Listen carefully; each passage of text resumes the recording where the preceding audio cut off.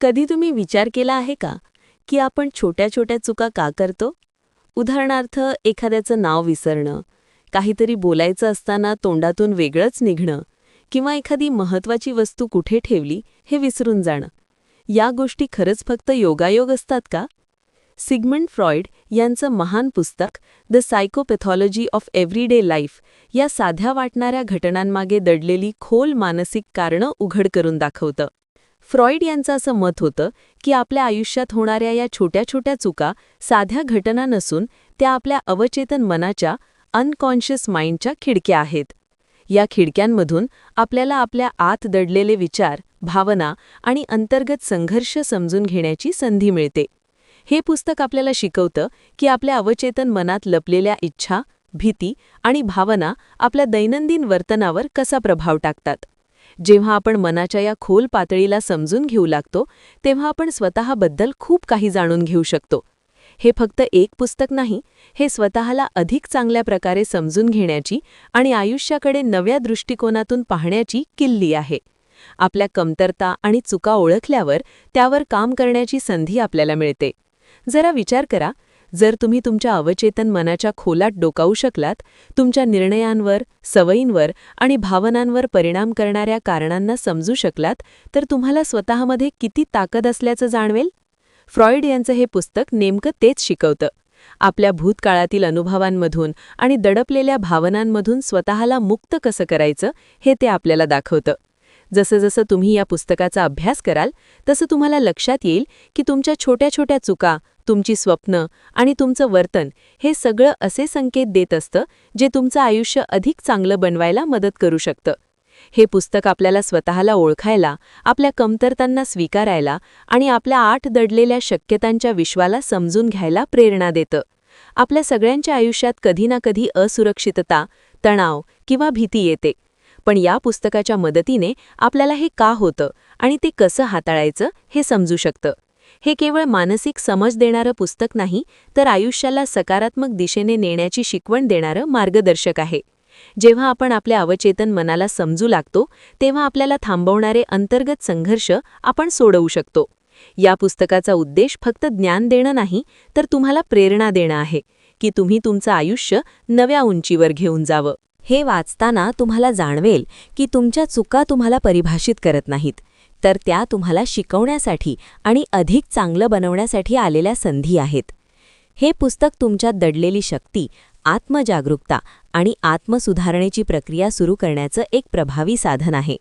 तर तुम्ही तयार आहात का तुमच्या अवचेतन मनाच्या या प्रवासासाठी, तुमच्या आत दडलेल्या शक्ती आणि शक्यता शोधण्यासाठी?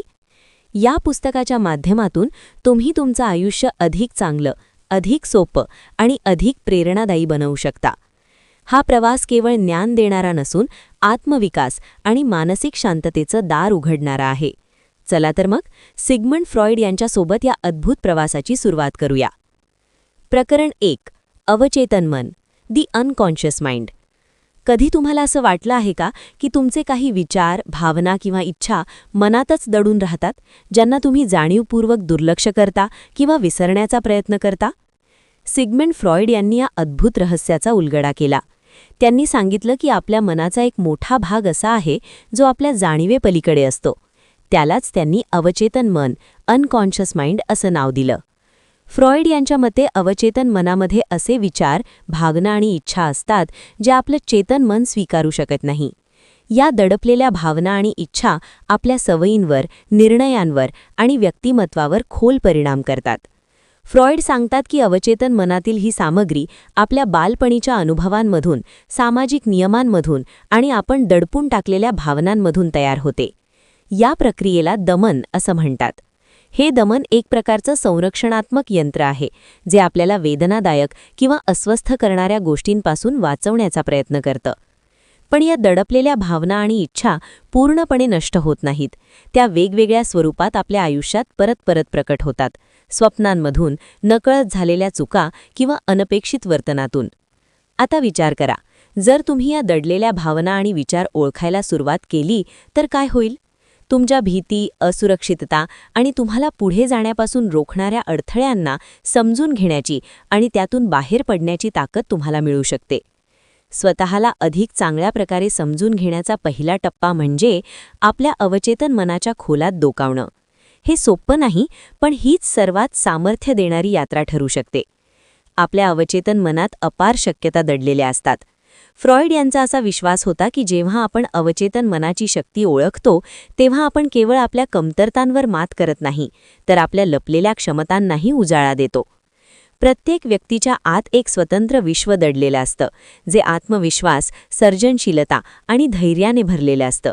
या आत्मपरीक्षणाच्या प्रवासावर चालल्याने आपण जुन्या भीती आणि वेदनांपासून मुक्त होऊ शकतो. हा तो क्षण असतो जेव्हा आपण आपल्या आयुष्याचं नियंत्रण स्वतःच्या हातात घेतो. भावना व विचारांची स्वीकृती. आपल्या भावना आणि विचार स्वीकारायला शिकणे अत्यंत आवश्यक आहे. या भावना आपल्या आत का निर्माण होत आहेत आणि त्या आपल्या आयुष्यावर कसा परिणाम करत आहेत हे समजून घेणे जीवनात खोलवर परिवर्तन घडवू शकते. या आत्मशोधाच्या प्रवासात भीती वाटणं स्वाभाविक आहे, कारण मनाच्या खोल स्तरांमध्ये शिरून स्वतःच्या दडलेल्या पैलूंना सामोरे जाणे सोपे नसते. मात्र लक्षात ठेवा, ही भीतीच तुमची सर्वात मोठी गुरु ठरू शकते. स्वतःला समजून घेण्याची प्रक्रिया. स्वतःला समजून घेण्याच्या या प्रक्रियेत तुम्ही केवळ तुमच्या भीतींचा सामना कराल असे नाही, तर तुमच्या आयुष्यातील अशा शक्यताही शोधू शकाल ज्यांचा तुम्ही कधी विचारही केला नसेल. म्हणूनच चला या अनोख्या प्रवासाला सुरुवात करूया आणि आपल्या अवचेतन मनाच्या खोलात जाऊन त्याला समजून घेण्याचा प्रयत्न करूया. ही प्रक्रिया तुम्हाला आत्मजागरूकता, मानसिक शांतते आणि जीवनाला नव्या उंचीवर नेण्याची ताकद देईल. तुमच्यात जे काही आवश्यक आहे ते सर्व आधीपासूनच आहे, फक्त ते ओळखण्याची आणि शोधण्याची गरज आहे. प्रकरण दुसरे, पॅराप्रॅक्सिस. तुम्ही कधी असे काही बोललात का जे बोलायचेच नव्हते आणि नंतर स्वतःलाच प्रश्न पडला, मी असे का बोललो? किंवा एखादी महत्त्वाची वस्तू कुठे ठेवली हे विसरलात का, जरी ती तुमच्यासाठी किती आवश्यक आहे हे तुम्हाला माहीत असतानाही? अशा छोट्या छोट्या चुका, ज्या आपण सहसा योगायोग समजतो, प्रत्यक्षात आपल्या मनातील खोल रहस्य उघड करू शकतात. फ्रॉइडची पॅराप्रॅक्सिस संकल्पना. सिग्मंड फ्रॉइड यांनी या दैनंदिन चुकांना पॅराप्रॅक्सिस असे नाव दिले, ज्यांना सामान्यतः फ्रॉइडियन स्लिप्स म्हणून ओळखले जाते.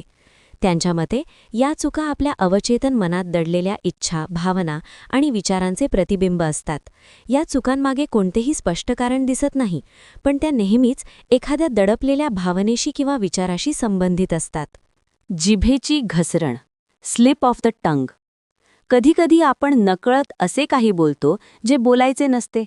उदाहरणार्थ, गुड मॉर्निंगऐवजी गुड नाईट म्हणणे. अशा चुका त्या क्षणी आपल्या मनात सुरू असलेल्या विचारांचे संकेत असू शकतात. विसरभोळेपणा. एखादी भेटीची वेळ विसरणे किंवा कोणाचे नाव आठवू न शकणे ही केवळ साधी विस्मरणाची सवय नसू शकते. कदाचित त्या व्यक्तीशी किंवा घटनेशी संबंधित एखादी नकारात्मक भावना आपल्या अवचेतन मनात दडलेली असू शकते. वस्तू हरवणे. कधीकधी आपण चष्मा, चाव्या यांसारख्या वस्तू कुठे ठेवल्या हे विसरतो. ही असावधानी देखील आपल्या अवचेतन मनातील तणाव किंवा अंतर्गत मतभेद दर्शवू शकते. दडलेल्या भावनांचे प्रकटीकरण. फ्रॉइड यांचे मत होते की पॅराप्रॅक्सिस या आपल्या दडलेल्या भावना आणि इच्छांचे प्रकटीकरण असते. आपण ज्या भावना दडपण्याचा प्रयत्न करतो त्या अवचेतन मन वेगवेगळ्या मार्गांनी बाहेर आणण्याचा प्रयत्न करत असते. उदाहरणार्थ, एखाद्यावर राग असूनही तो व्यक्त न केल्यास तो राग नकळत आपल्या शब्दांत किंवा वागण्यात प्रकट होऊ शकतो. चुकांकडे नव्या दृष्टीने पाहणे. आपण आपल्या चुकांमुळे अनेकदा लज्जा अनुभवतो, पण त्यांचे विश्लेषण करणे आत्मजागरूकता आणि आत्मविकासासाठी अत्यंत उपयुक्त ठरू शकते. जर तुम्ही वारंवार काही विसरत असाल तर स्वतःला विचारा, यामुळे मी तणावात आहे का? जर तुमची जीभ वारंवार घसरत असेल तर विचार करा, माझ्या मनात असा कोणता विचार आहे का जो मी दडपण्याचा प्रयत्न करतोय? आत्मनियंत्रण आणि संवाद कौशल्य. पॅराप्रॅक्सिस समजून घेतल्याने आत्मनियंत्रण आणि संवाद कौशल्य सुधारण्यास मदत होते. जेव्हा आपण आपल्या चुकांची मुळे ओळखतो तेव्हा केवळ स्वतःच्या कमतरता नव्हे तर इतरांशी असलेले नातेही सुधारू शकतो. भावना दडपण्याऐवजी त्या योग्य पद्धतीने व्यक्त करायला शिकलो तर संवाद अधिक स्पष्ट आणि प्रभावी होतो. चुका म्हणजे कमजोरी नाही. हे समजून घेणे महत्त्वाचे आहे की चुका म्हणजे कमजोरीचा पुरावा नाही, तर त्या आत्मशोधाच्या प्रवासाचा भाग आहेत. प्रत्येक चूक एक संकेत आहे. आपले अवचेतन मन आपल्याशी संवाद साधण्याचा प्रयत्न करत असते. ही स्वतःला अधिक चांगल्या प्रकारे समजून घेण्याची संधी आहे. प्रकरण 3. स्वप्नांचे विश्लेषण. तुम्ही कधी विचार केला आहे का की स्वप्नांचा अर्थ काय असतो? काही स्वप्ने आनंद देतात, तर काही भीती किंवा चिंता निर्माण करतात. सिग्मंड फ्रॉइड यांनी स्वप्नांना मानवी मनातील सर्वात खोल रहस्य उलगडण्याची किल्ली मानले. त्यांच्या मते स्वप्ने ही अवचेतन मनाची भाषा आहे. दडलेल्या इच्छांचे प्रतिबिंब. फ्रॉइड यांच्या मते स्वप्ने आपल्या दडलेल्या विचारांचे, इच्छांचे आणि भावनांचे प्रतिबिंब असतात. जागृत अवस्थेत चेतन मन या भावना दडपते, पण झोपेत हे नियंत्रण कमी होते आणि अवचेतन मनातील विचार स्वप्नांच्या रूपाने बाहेर येतात. स्वप्नांतील प्रतिकात्मकता. स्वप्ने थेट अर्थाने नसून प्रतिकात्मक असतात. उदाहरणार्थ, उडण्याचे स्वप्न स्वातंत्र्याची इच्छा दर्शवू शकते, तर पाण्याचे स्वप्न भावनांचे प्रतीक असू शकते. हे प्रतीक आपल्या जीवनातील अनुभवांशी खोलवर जोडलेले असतात. स्वप्नांचे महत्त्व. स्वप्नांचे विश्लेषण चेतन आणि अवचेतन मनामध्ये सेतू निर्माण करते. यामुळे आपण आपल्या भीती, असुरक्षितता आणि दडलेल्या भावना समजून घेऊ शकतो. स्वप्ने केवळ मानसशास्त्रीय अभ्यासापुरती मर्यादित नसून ती सर्जनशीलतेची प्रेरणाही ठरू शकतात. भीतीवर मात आणि सर्जनशीलतेचा उगम. भयानक स्वप्ने आपल्या अंतर्गत भीती दर्शवतात. त्यांचे विश्लेषण केल्याने आपण त्या भीतींवर मात करू शकतो. अनेक कलाकार, लेखक आणि वैज्ञानिकांना त्यांच्या स्वप्नातून प्रेरणा मिळालेली आहे. स्वप्नांकडे दुर्लक्ष करू नका. स्वप्ने आपल्याला स्वतःबद्दल असे अनेक धडे देतात जे आपण जागृत अवस्थेत दुर्लक्ष करतो.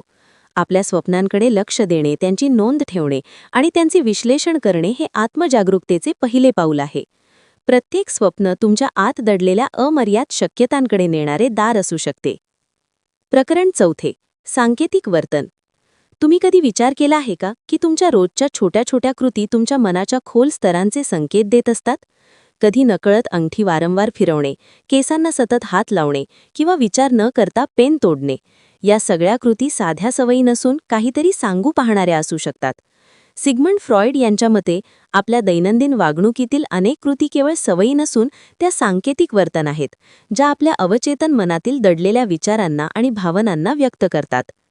सांकेतिक वर्तन म्हणजे काय? सांकेतिक वर्तन म्हणजे अशा क्रिया ज्या आपल्या दडलेल्या इच्छा, चिंता किंवा भावनांचे संकेत देतात. या कृती बहुतेक वेळा नकळत घडतात, पण त्यामागे नेहमीच एक खोल अर्थ दडलेला असतो. उदाहरणार्थ, पेन तोडणे किंवा कागद फाडणे ही तणावाची आणि अस्वस्थतेची चिन्हे असू शकतात. वारंवार घड्याळ पाहणे ही चिंता किंवा वेळेबाबत वाढलेली संवेदनशीलता दर्शवू शकते. बोटे चटकावणे म्हणजे स्वतःला शांत करण्याचा प्रयत्न असू शकतो, तर वारंवार मोबाईल तपासणे ही असुरक्षिततेची भावना किंवा इतरांशी जोडले जाण्याची तीव्र इच्छा व्यक्त करू शकते. अवचेतन मनाचे संकेत.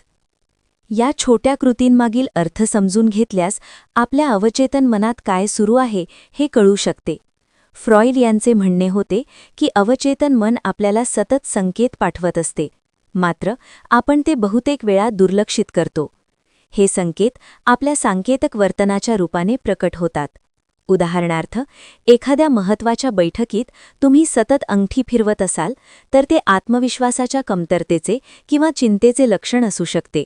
तसेच एखादी गोष्ट वारंवार स्वच्छ करणे ही नियंत्रण ठेवण्याच्या इच्छेचे द्योतक असू शकते. आत्मविकासाचा मार्ग. आपले सांकेतिक वर्तन ओळखणे आणि त्यात सकारात्मक बदल करणे हा आत्मविकासाच्या दिशेने मोठा टप्पा ठरू शकतो. यामुळे आपल्या वागणुकीमागील पॅटर्न समजून घेता येतात. जर तुम्ही तणावात असताना पेन तोडत असाल तर ही सवय ओळखून तिच्या जागी खोल श्वास घेणे किंवा ध्यानधारणा यांसारख्या सकारात्मक क्रिया अंगीकारा. जर तुम्ही सतत मोबाईल तपासत असाल तर ते डिजिटल डिटॉक्सची गरज दर्शविते असे समजा. कृती, मूल्ये आणि उद्दिष्टे. आपल्या रोजच्या कृती आपल्या उद्दिष्टांशी आणि मूल्यांशी सुसंगत असणे अत्यंत महत्त्वाचे आहे. फ्रॉइड यांचा हा विचार आपल्याला प्रेरणा देतो की आपण प्रत्येक कृतीकडे जागरूकतेने पाहावे आणि तिला आपल्या जीवनाच्या उद्देशाशी जोडावे. दिवसाअखेरीस विचार करा, आज तुम्ही कोणकोणते सांकेतिक वर्तन केले आणि ते तुमच्या अवचेतन मनाबद्दल काय सांगतात. कृती म्हणजे आरसा. आपल्या रोजच्या सवयी आणि कृती केवळ हालचाली नसून त्या आपल्या व्यक्तिमत्वाचा, विचारांचा आणि भावनांचा आरसा असतात. जेव्हा आपण या कृती समजून घ्यायला लागतो तेव्हा आपल्या कमतरता ओळखून त्यांना ताकदीत रूपांतरित करू शकतो. लक्षात ठेवा, तुमचा प्रत्येक लहानसा टप्पासुद्धा तुमच्या मनाच्या खोल स्तरांचा संदेश असतो. हे संदेश ओळखण्याची आणि सकारात्मक बदल घडविण्याची शक्ती तुमच्याच हातात आहे. प्रकरण 5. न्यूरोसिस आणि दमन. तुम्हाला कधी असे वाटते का की काही जुने अनुभव किंवा आठवणी आजही तुम्हाला अस्वस्थ करतात? जणू तुम्ही त्यांच्यापासून सुटका करू इच्छिता, पण त्या आठवणी मनाच्या एखाद्या कोपऱ्यात खोलवर दडून पुन्हा पुन्हा वर येतात. ही मानसिक अवस्था, जिला सिग्मंड फ्रॉइड यांनी न्यूरोसिस असे नाव दिले, ही आपल्या आतल्या न सुटलेल्या संघर्षांचा परिणाम असते. दडलेल्या भावना आणि न्यूरोसिस. फ्रॉइड यांच्या मते अवचेतन मनातील दडलेल्या भावना आणि आठवणी, ज्यांना दमन केलेल्या भावना म्हणतात, आपली मानसिक शांती बिघडवू शकतात आणि न्यूरोसिसला जन्म देऊ शकतात. जेव्हा आपल्या आत दोन परस्पर विरोधी भावना किंवा इच्छा एकमेकांशी संघर्ष करतात, तेव्हा त्यातील एखादी भावना इतकी वेदनादायक असते की मन तिला दडपण्याचा प्रयत्न करते. मात्र ही भावना नष्ट होत नाही, ती अवचेतन मनात लपते आणि वेगवेगळ्या स्वरूपात आपल्यावर परिणाम करते. मानसिक आणि शारीरिक परिणाम. वारंवार होणारी चिंता किंवा घबराट ही एखाद्या आतल्या न सुटलेल्या संघर्षाची चिन्हे असू शकतात. दडलेल्या भावनांमुळे उदासी, निराशा निर्माण होऊ शकते. याचा परिणाम शारीरिक लक्षणांच्या रूपानेही दिसून येतो: डोकेदुखी, पोटदुखी किंवा सततचा तणाव. दमन ही एक मानसिक संरक्षण यंत्रणा आहे, जी आपल्याला वेदनादायक अनुभवांपासून वाचवण्याचा प्रयत्न करते. मात्र याचा दुष्परिणाम असा की दडलेल्या भावना वेळोवेळी बाहेर येण्याचा प्रयत्न करतात. याचा भावनिक वर्तणुकीवर आणि दीर्घकालीन आरोग्यावर परिणाम होऊ शकतो. उपचाराची दिशा. फ्रॉइड यांची महत्त्वाची शिकवण म्हणजे दडपलेल्या भावना आणि विचारांचा सामना करणे. यासाठी पहिला टप्पा म्हणजे आपल्या भावनांना ओळखणे आणि स्वीकारणे. भावना कितीही नकारात्मक असल्या तरी त्या काहीतरी सांगत असतात. आपल्या मनात कोणती भावना दडलेली आहे हे स्वतःला विचारा. भूतकाळातील घटनांचा प्रामाणिकपणे विचार करा. भावनांची अभिव्यक्ती. आपल्या भावनांना वाट मोकळी करून देण्यासाठी विश्वासू व्यक्तीशी बोला, डायरी लिहा किंवा एखाद्या सर्जनशील कृतीत सहभागी व्हा. भावना दडपण्याऐवजी व्यक्त करणे अत्यंत गरजेचे आहे. भावना खूप खोल किंवा गुंतागुंतीच्या असतील तर मानसोपचारज्ञ किंवा समुपदेशकाची मदत घेण्यास अजिबात संकोच करू नका. दुःखातून शक्तीकडे. आपले जुने अनुभव आणि आठवणी हे केवळ ओझे नसून आत्मविकासाची संधी आहे. जेव्हा तुम्ही भूतकाळाच्या थरांना उघडता, तेव्हा लक्षात येते की ज्या गोष्टींमुळे तुम्ही घाबरत होता त्या तुमच्या शक्तीचा स्रोत ठरू शकतात. अडचणींना कमजोरी न मानता त्यातून बळ मिळवा. प्रकरण 6. संस्कृती आणि समाज. तुम्हाला कधी असे वाटते का की तुम्हाला जे हवे आहे आणि समाज तुमच्याकडून जे अपेक्षा ठेवतो, यामध्ये सतत संघर्ष चालू आहे? आपल्या विचारांवर, भावनांवर आणि निर्णयांवर समाज आणि संस्कृतीचा खोलवर परिणाम होत असतो. हा परिणाम इतका सूक्ष्म असतो की अनेकदा आपल्याला त्याची जाणीवही होत नाही, पण तो आपल्या अवचेतन मनात खोलवर रुजलेला असतो. समाजाचा अवचेतनावर प्रभाव. सिग्मंड फ्रॉइड यांच्या मते समाजातील नियम, मूल्य आणि अपेक्षा आपल्या अवचेतन मनाला आकार देतात. लहानपणापासूनच आपल्याला विशिष्ट वागणूक, नैतिकता आणि मूल्ये शिकवली जातात. हे सांस्कृतिक संकेत आपल्या व्यक्तिमत्वाचा भाग बनतात आणि नकळत आपल्या इच्छांवर, वर्तनावर आणि निर्णयांवर प्रभाव टाकतात. योग्य अयोग्यची सामाजिक शिकवण.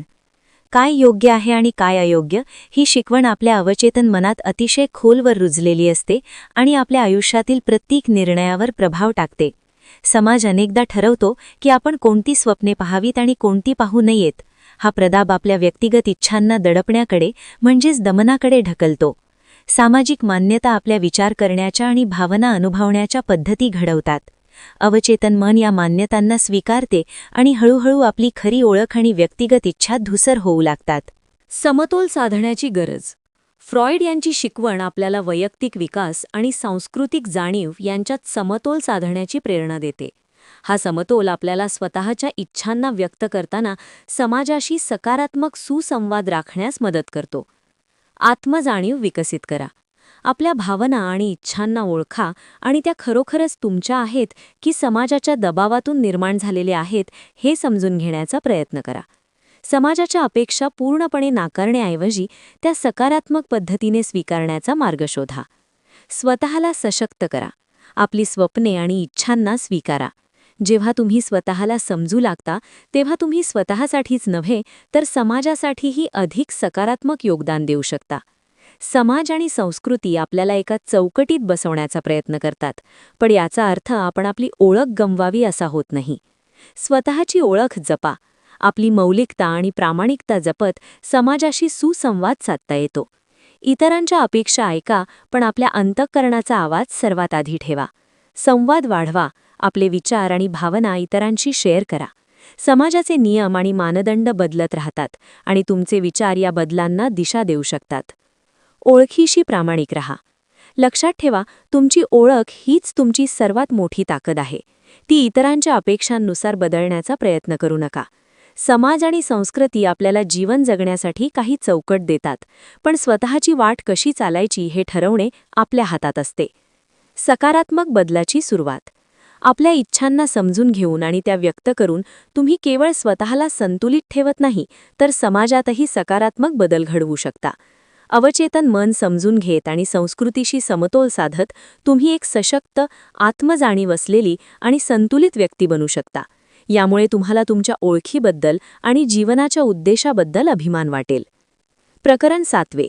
व्यावहारिक उपयोग, प्रॅक्टिकल ॲप्लिकेशन्स. फ्रॉइड यांचा मनोविश्लेषणात्मक सिद्धांत केवळ मानसिक आरोग्याच्या अभ्यासापुरता मर्यादित नाही, तर तो आपल्या दैनंदिन जीवनातही अत्यंत उपयुक्त आहे. फ्रॉइड यांनी मानवी मनाचे खोल आणि अदृश्य पैलू उलगडून दाखवले, जे आपल्या वर्तनावर, भावनांवर आणि नातेसंबंधांवर प्रभाव टाकतात. पॅराप्रॅक्सिस, फ्रॉइडियन स्लिप्स. फ्रॉइड यांच्या मते पॅराप्रॅक्सिस किंवा फ्रॉइडियन स्लिप्स म्हणजे नकळत बोलले गेलेले शब्द किंवा घडलेल्या कृती ज्या आपल्या दडलेल्या इच्छांना किंवा विचारांना उघड करतात. उदाहरणार्थ, एखाद्या सहकार्याला चुकून माझं तुझ्यावर प्रेम आहे असे म्हणणे हे अवचितन मनात दडलेल्या भावनांचे संकेत असू शकतात. शब्द आणि कृतींची जाणीव. अशा चुका आपण काय विचार करतो हेच नाही, तर आपल्या आयुष्यातील कोणते पैलू आपण दुर्लक्षित किंवा दडपून ठेवले आहेत हेही दाखवतात. जेव्हा आपण आपल्या शब्दांकडे आणि कृतींकडे सजगपणे पाहतो, तेव्हा अवचेतन मनाची खोल समज मिळते आणि त्यावर काम करता येते. स्वप्नांचे महत्त्व. फ्रॉइड यांचे मत होते की स्वप्ने ही अवचेतन मनाची दारे आहेत. स्वप्नांमधील संदेश समजून घेतल्यास आपल्या दडलेल्या भावना आणि इच्छांचे विश्लेषण करता येते. सतत संघर्षाची स्वप्न दिसत असतील तर ते आयुष्यातील इतर तणावांचे प्रतीक असू शकतात. स्वप्नांचे विश्लेषण आपल्याला मानसिक आणि भावनिक आरोग्य सुधारण्यास मदत करते. प्रतिकात्मक वर्तन आणि नातेसंबंध. आपल्या वर्तनात आणि प्रतिक्रियांमध्ये खोल प्रतिकात्मक अर्थ दडलेले असतात. एखाद्याला भेटवस्तू देणे ही केवळ कृती नसून प्रेम आणि जिव्हाळ्याचे प्रतीक असू शकते. हे प्रतीक समजून घेतल्यास नात्यांमध्ये अधिक समज आणि सहानुभूती निर्माण होते. जीवनासाठी प्रभावी साधन. फ्रॉइड यांचे सिद्धांत आपल्या मानसिक आणि भावनिक आरोग्यासाठी प्रभावी ठरू शकतात. या तत्वांचा वापर केल्याने आपण स्वतःची ओळख खोलवर समजू शकतो आणि अधिक उद्देशपूर्ण, संतुलित जीवन जगू शकतो. मित्रांनो, या व्हिडिओमध्ये आपण सायकोपॅथॉलॉजी ऑफ एव्हरीडे लाईफ या ग्रंथाबद्दल जाणून घेतले. सिग्मंड फ्रॉइड यांच्या मते आपल्या दैनंदिन जीवनातील लहान-सहान चुका आणि विसरभोळेपणा हे योगायोग नसून त्यामागे खोल मानसिक कारणे असतात. आपल्या विचारांवर आणि वर्तनावर अवचेतन मनाचा मोठा प्रभाव असतो. हा व्हिडिओ तुम्हाला आवडला असेल तर कृपया लाईक आणि शेअर करा. तसेच आमच्या चॅनलला सबस्क्राईब करा, जेणेकरून तुम्हाला असेच प्रेरणादायी आणि ज्ञानवर्धक व्हिडिओ मिळत राहतील. धन्यवाद.